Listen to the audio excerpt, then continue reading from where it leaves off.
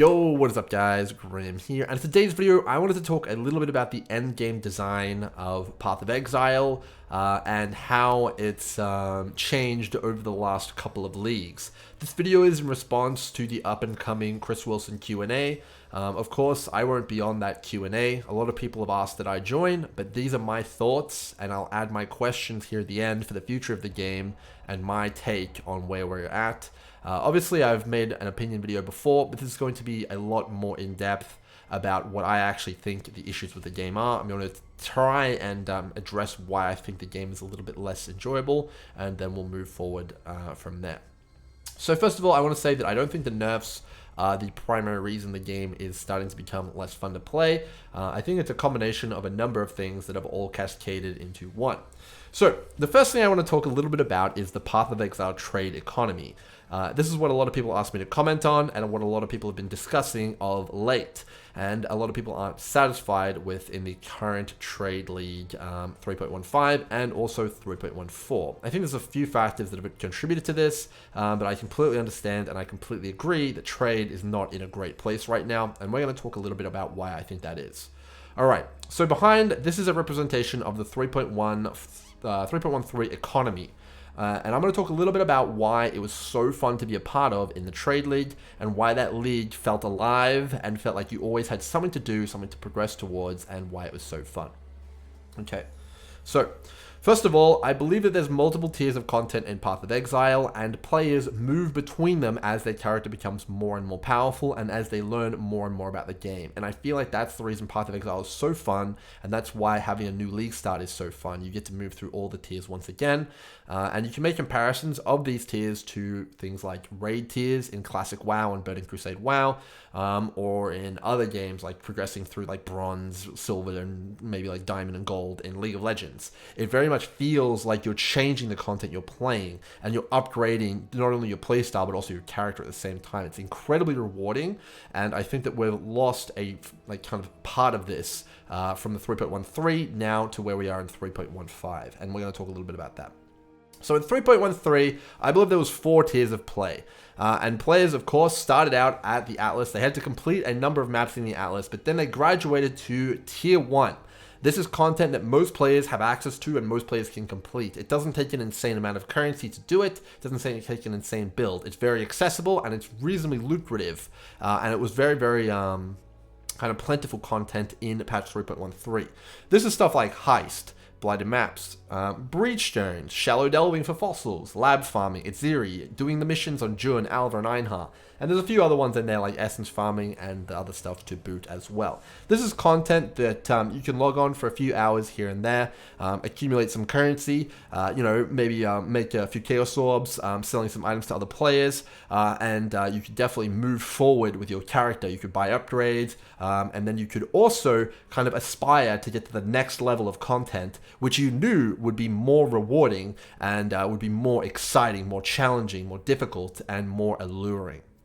Okay, so these were kind of the entryway kind of activities that you could do in 3.13 to accumulate some low-level currency. You weren't going to be getting anything crazy. It would just be, good, honest currency, and you could sell it to other players, and there would be demand for those items. That's critical, and we'll get back to that in a second here.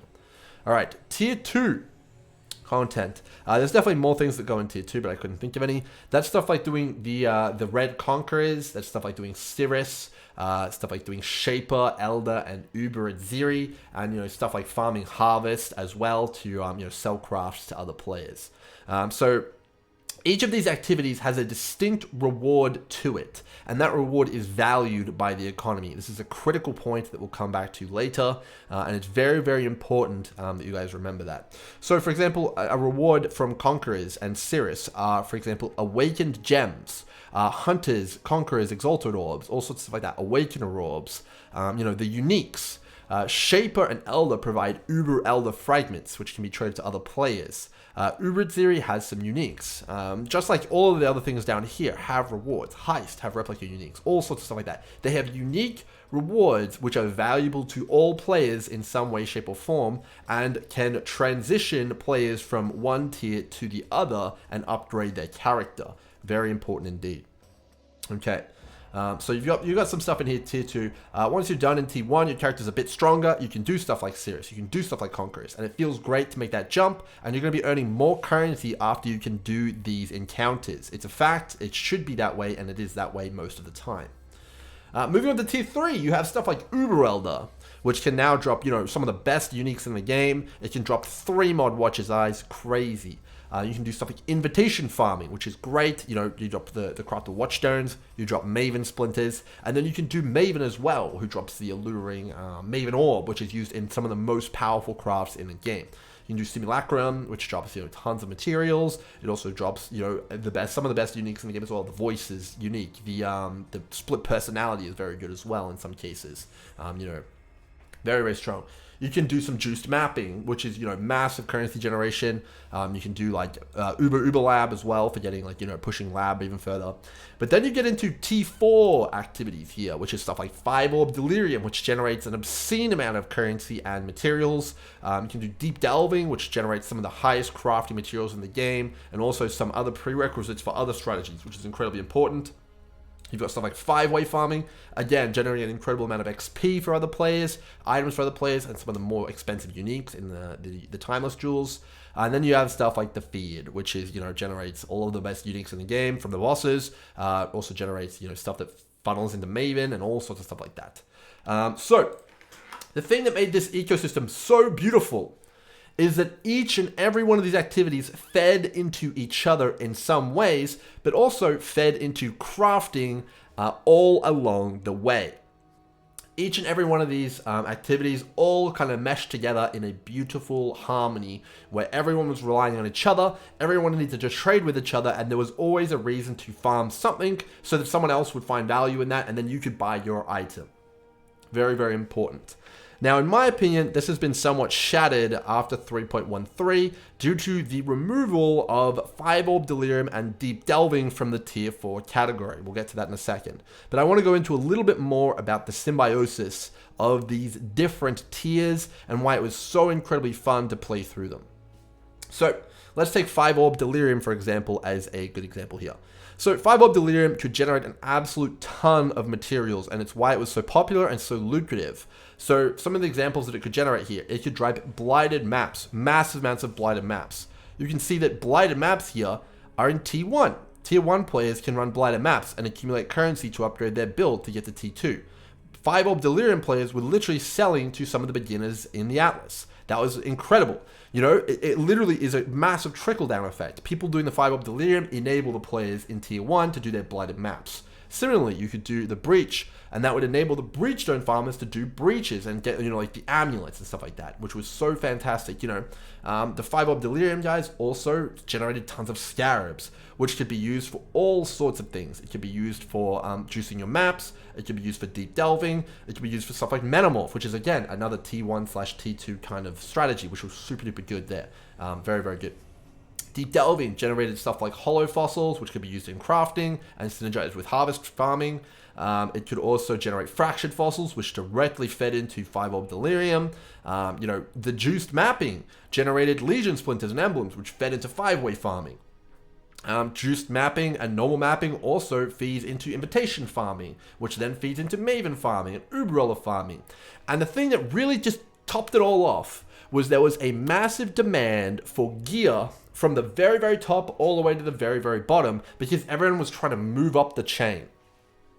The reason that there was so much demand for stuff like Uber Elder uniques, stuff like the Anoints, the Breach Lord uniques, is because you needed the gear. You needed to get a double corruption on that Zoth amulet to get enough damage or another curse or something like that to enable your character to be able to do 5 Orb Delirium or go even deeper in Delve and get more and more rewards and scale even harder, reach even higher. There was a reason to mirror people's crafting items when they were making bows. There was a reason to pick up a triple mod Watcher's Eye from that Uber Elder farmer. There was a reason to buy all those Maven orbs to get the craziest items possible. There was a reason to get a 1 passive voices because you wanted to do all this crazy content over here really, really effectively. There was reasons to do all of this stuff. And the thing that really topped it off, really for me, is the crafting right now. So lots of people are saying that crafting, isn't in a good spot. Well, crafting across all of the tiers was a thing.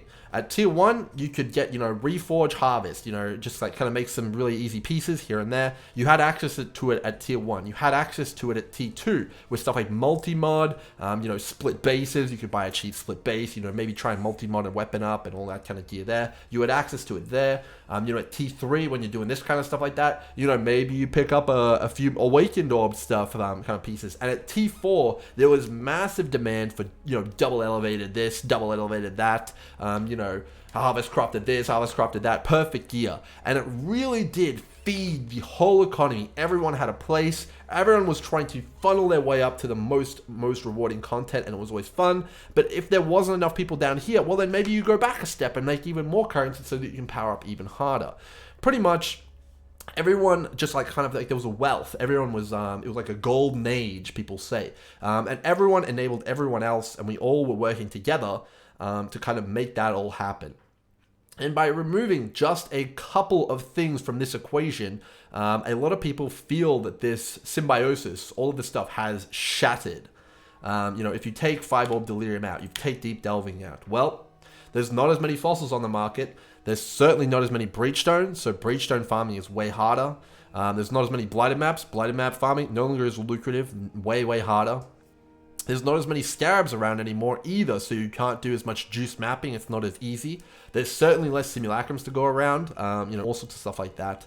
And you suddenly start having a big issue specifically with the crafting and with the player progression. So right now, if the only endgame is to do feared and 5-way farming or sit around in T3 all day, well, that's not aspirational enough for a lot of players. And people who are sitting in T4 and loving the game and really enjoying the push, and people who are trying to aspire, who are down here or down here, trying to aspire to get into T4, feel absolutely robbed of their endgame experience. There is no incentive to do the content, even though it still exists, because it's kind of like you might be able to do it, but you're getting less rewards. You're like getting T2 rewards for doing Deep Delve and for 5-Orb Delirium, even though it's T4 content. It doesn't make any sense, and there's a massive disjointed feeling when you're doing it. So overall, it feels like the system is a little bit out of whack, and a lot of the really cool symbiosis and meshing that we had in 3.13 has been removed, which is a damn shame, because it was really cool to be a part of that economy, and I feel like everyone benefited, and there was huge trickle-down effect, and everyone felt the wealth across the board, and it was incredibly easy to get a really powerful character started and feel like you were progressing through the game's content at a very fun and reasonable rate. So overall, yeah, it's definitely a shame. I want to talk a little bit about this progression funnel though. So a lot of people quote, a lot of players as, being 1% Andes and all sorts of stuff like that. But as I talked about before, it's incredibly important that there is high tier content for everybody involved. Because, crafting is a good example of that. People crafting items, who are they going to craft for if no one wants to buy those items? Because there's no content in the game which is hard enough.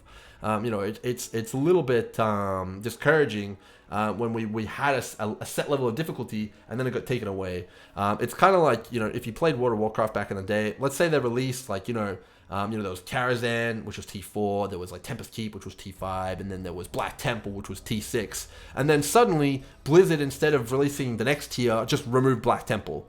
And everyone had to go back to the previous tier of content to farm. That was a really big issue with the aftermath of patch 3.13 for a lot of players, I think. And it kind of cut this progression funnel a little bit short. But a lot of the fun from PvE games, in my opinion, comes from moving down this funnel. You get better at the game. Maybe you can invest more time in the game at some point. You come to understand the game more. You can move down that funnel faster, and you can move down it maybe further, and you feel incredibly rewarded, and you always feel like there's something to come next. And with the removal of 5-Orb Delirium, and also with the nerfs to gear, and also with the nerfs to skill gems, and the nerfs to pretty much everything, we're seeing it not only harder to move down this funnel, but they cut the end of the funnel off.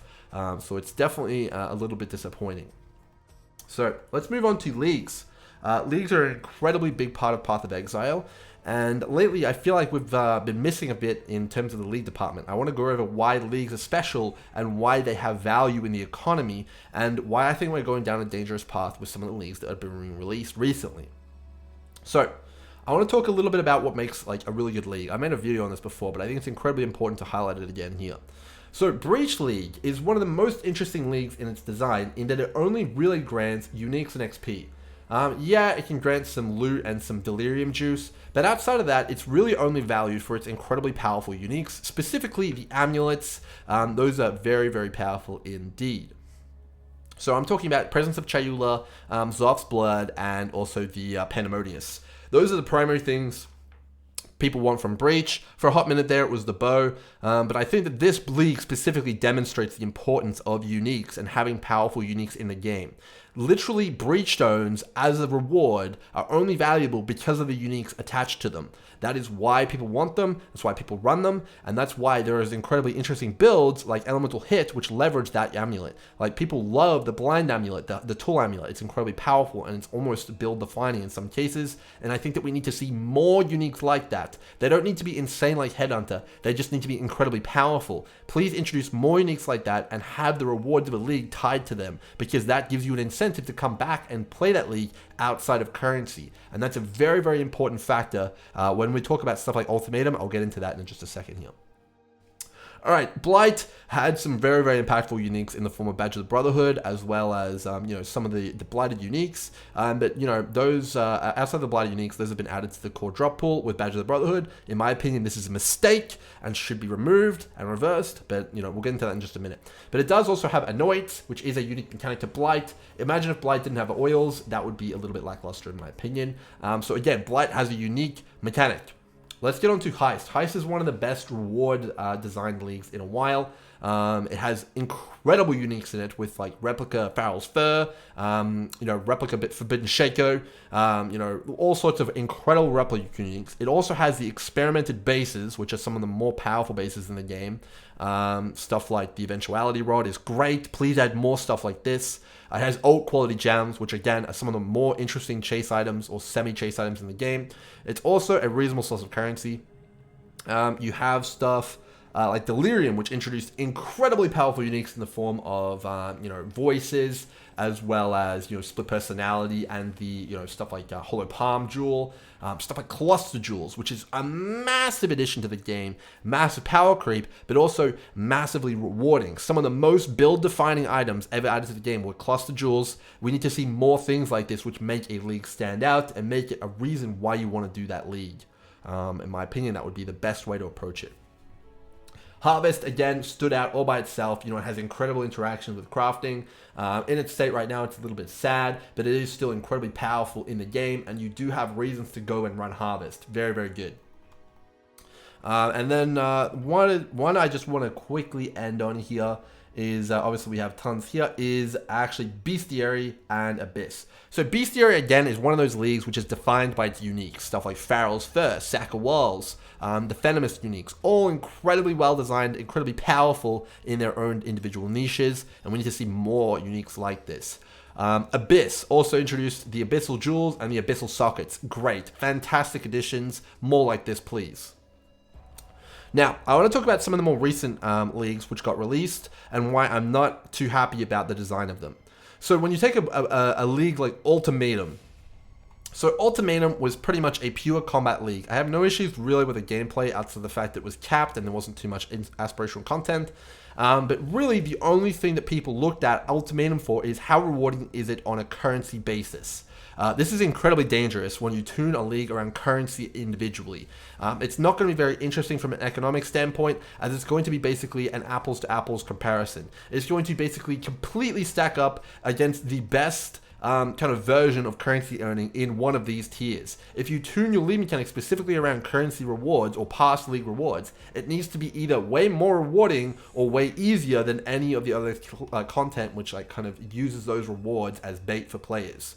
So that's why Ultimatum, in my opinion, was one of the worst designed leagues from a rewards point of view in a very long time. The only things that it had were the mirror-inscribed ultimatums and also Hate Forge. That was it. Everything else pretty much sucked. And it was just pretty much a currency explosion, which in my opinion is fairly lazy design from a reward perspective. And also, if Ultimatum gets added and it's not anything other than Hate Forge, mirror inscribed, and like currency dump, it needs to be basically better than anything else for currency. Otherwise, it's just not going to be considered.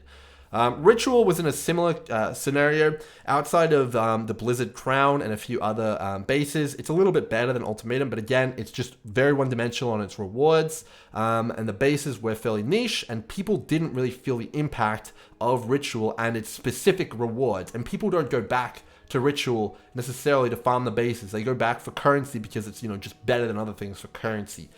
So overall, I think it's a very dangerous design, and we'll get into that a little bit more in a second here. All right, Expedition kind of continues down this road to some extent. The saving grace of Expedition is the gambling fun aspect of Gwenin, however that is reasonably weak, and Rogue Crafting. Rogue Crafting is fairly niche and it won't be an endgame thing, but it does fit in around T2 to T3 crafting in terms of its viability. It won't be anywhere near T4. So overall, Expedition continues that trend of not really introducing build-defining uniques. It doesn't introduce insane kind of rewards in the form of cluster jewels. It introduces Ward, and Ward is an incredibly underpowered mechanic currently from our understanding, and the uniques that go along with them are also incredibly weak and, in my opinion, underbaked, half-baked. I don't know. Let's talk a little bit about some of the Expedition uniques, because I think that the lead mechanic does suffer from a lack of power in terms of rewards. Some of these feel like they are completely unusable, like this Cadigan's Crown. Like Battle Mage. If it was just Battle Mage, I could see some use cases for this. It could be an interesting unique if it was just Battle Mage as its only line. I think it's a big enough drawback that you're sacrificing all other uniques. That's a big opportunity cost, and also all other rares. You're sacrificing life, sacrificing resists, everything is going. Now, they also added never deal critical strikes on top of that. I don't understand. Why did they do that? Next up, you have Olroth's Resolve. This is one of the flasks that could have been a massive chase item. It could have enabled Ward as a mechanic. It could have been insane on Pathfinders. It could have been crazy. Ward does not break during flask effect. Okay, that's incredibly powerful. We've got 41% increased flask charges to balance that out. But then they put on less Ward during flask effect. Why did they do this? I have no idea, man. This basically completely removes the unique from viability outside of niche cases on some other ascendancies and duration stacking. The most obvious place you would use this is a Pathfinder, and when you get increased flask effect, it actually multiplies the less ward during flask effect. And any amount of flask effect increased is basically going to make it you get 100% less ward during flask effect, meaning the flask is completely worthless. I don't understand why they would make it so that this unique, which is potentially a chase item and so interesting and build enabling, is completely gutted by the fact that this is on there. Why did they add that? I have no idea. Okay, well, let's round this out with a few points that I want to make here a little bit about all these things. So, with the removal of high-end content from the game, a lot of people feel alienated and feel like their fun has been taken away. A lot of people who were in the lower tiers of content feel like they missed out. They're getting that FOMO feeling. And a lot of players who are earlier on in their progression feel like that they've had the knees cut out from them because a lot of the accessibility to the content that they're used to is gone because a lot of these higher-end farming techniques are now removed. Additionally, content is harder to get through because, the power has been reduced. We have the same content tiers there, pretty much, but our power has been removed. So it's much harder to move between tiers. Specifically, moving from tier 1 to 2 and tier 2 to 3 is incredibly difficult right now, and there's not a whole lot of builds that can do it outside of the meta, as you would call it. Let's move on to leagues. We're currently moving... it seems into an era where we're seeing less and less powerful uniques, and we're seeing less and less unique kind of rewards associated with league mechanics. So we're going to see more and more people just analyzing the currency aspect of that league. It's going to be an apples to apples, which is just better to do on my time. There's no unique rewards associated, and that's incredibly dangerous from a design perspective because you're just going to get people saying, this league mechanic is not as good as what we already have, I'm not doing it, and they skip it in favor of doing other things.